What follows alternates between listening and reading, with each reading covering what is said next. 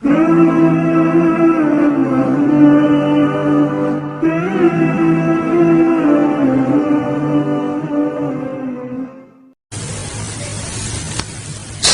orang dalam kehidupan ini senantiasa berusaha meraih dan mencari sesuatu yang mendatangkan keuntungan.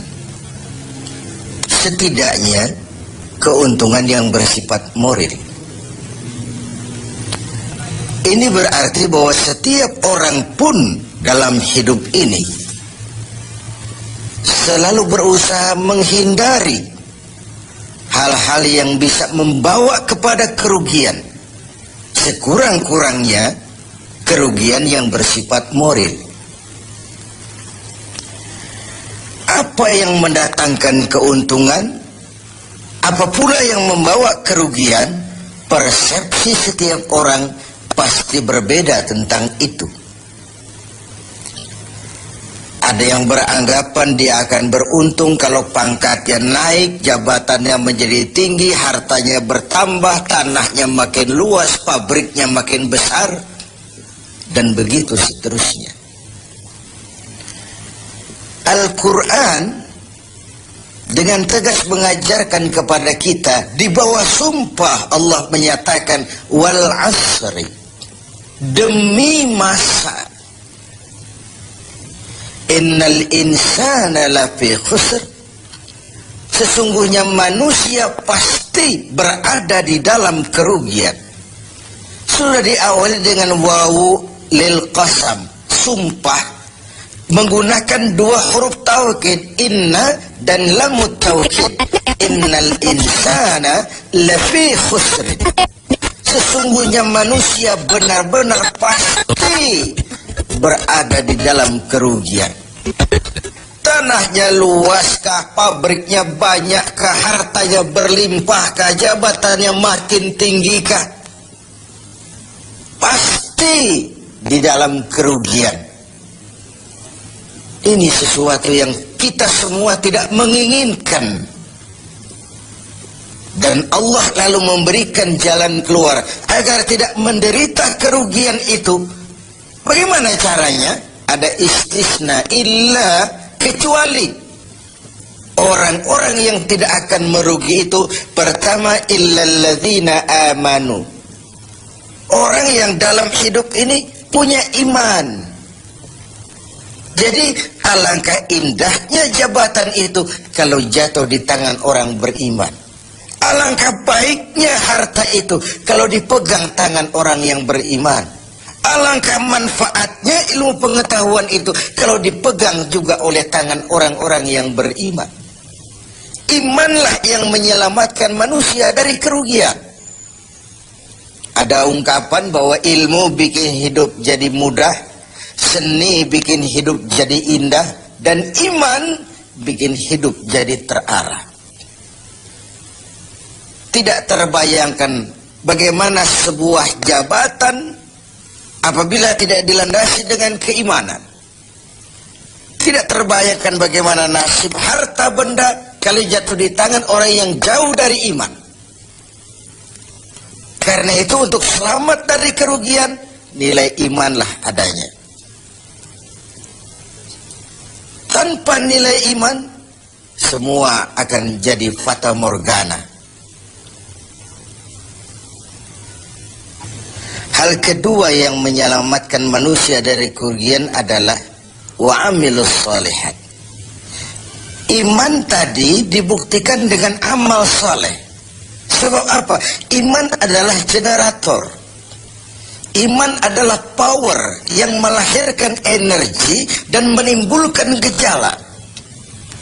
Seseorang beriman atau tidak bisa kita lihat, tapi bisa kita dinilai dari gejala yang ditimbulkan oleh nilai iman tadi dalam bentuk amal saleh. Sehingga dalam keseharian kita bisa bilang, orang tuh imannya bagus ya. Kok tahu kamu? Sujudnya hebat. Orang itu imannya bagus ya. Kok ngerti kamu? Sedekahnya berani.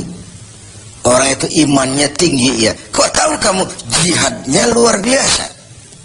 Iman sesuatu yang abstrak, tetapi dia menimbulkan gejala, dan gejalanya tidak lain adalah amal yang saleh. Kalau sebuah power generator tidak menimbulkan gejala, tentu terjadi something wrong. Ada yang salah, bisa korsleting, bisa kebakaran, bisa tidak nyambungnya arus pendek dan arus panjang, tidak bertemunya negatif dan positif, dan begitu seterusnya. Begitulah kalau iman tidak menimbulkan refleksi berupa amal yang soleh, ada sesuatu yang harus diservis, ada sesuatu yang harus diperbaiki. Maka dalam berbagai ayat di dalam Al-Quran, amanu tidak terpisahkan dengan wa amilus solihat. Iman, amal soleh. Iman, amal soleh. Sebagai pertanda, dua hal itu memang tidak bisa terpisah satu dengan yang lain. Tidak bisa secara tenang-tenang orang berkata, saya biar pelit iman saya kuat loh.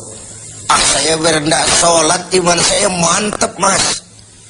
Saya biar tidak pernah jihad tapi iman saya luar biasa. Tidak mungkin logika seperti itu.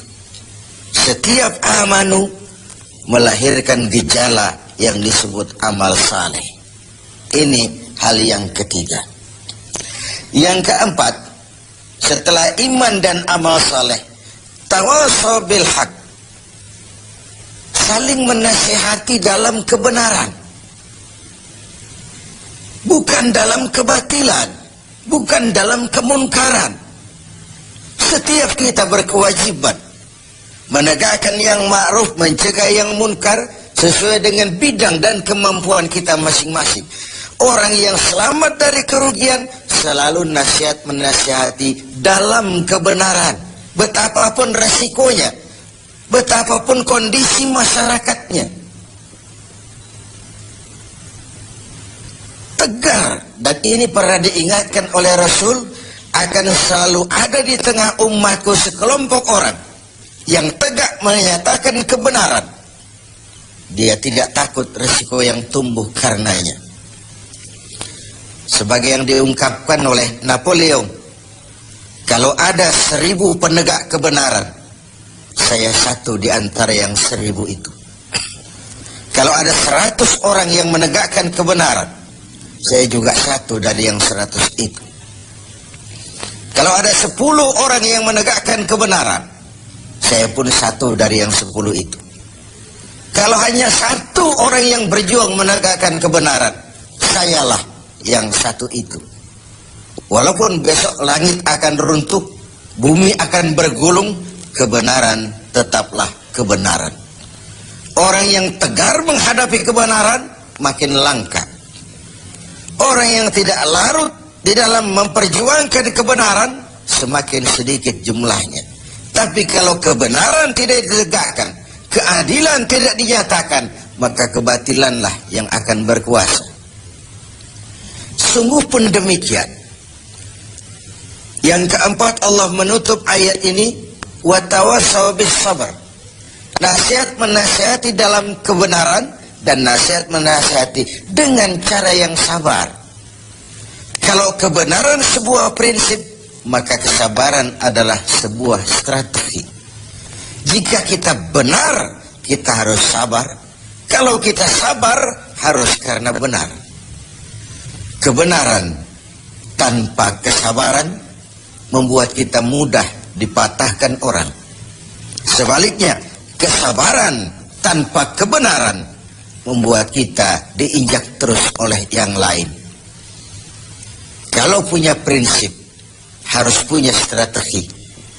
Strategi digunakan untuk sebuah prinsip. Prinsip tanpa strategi, habis kita digusur orang. Strategi tanpa sebuah prinsip, habis kita diinjak terus oleh yang lain.